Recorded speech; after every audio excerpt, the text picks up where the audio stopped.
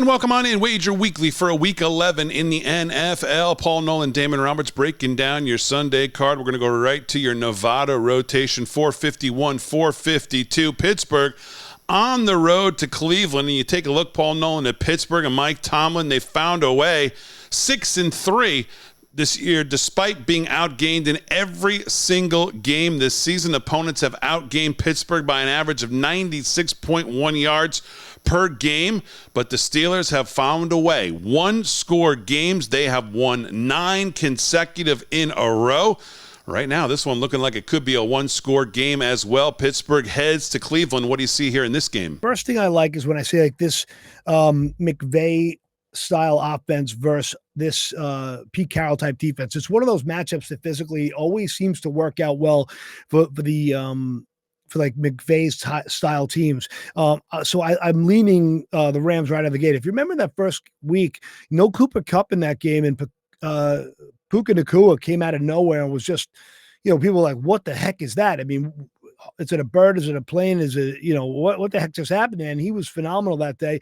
And they've learned that, showed that they could play together, and when you look at the EPAs of this team, Stafford's EPA is 15th, Geno's 19th in terms of offensive passing metrics. And the Rams have played against the 4th best defenses in the league by EPA standards. And Seattle really has played a lot of bad defenses. Now, I really like Seattle in terms of value at times because, I got lucky with Cincinnati a few weeks ago.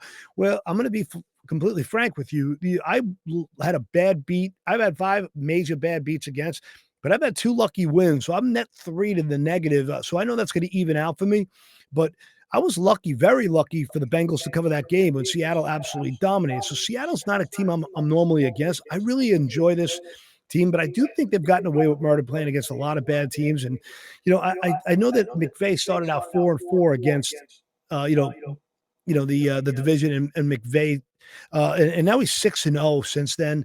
So he's on a roll. I think this team has a lot of confidence going into this game, and they're really getting healthy. So I like the Rams in this spot, getting a point at home, especially. I also think they're another team that has good teaser value if it goes to 2 and you get plus 8.5 in a teaser with this team. I just see these two teams playing in a knockdown, drag-out matchup. So I'm definitely got the Rams in this one, and I feel pretty good about that one too.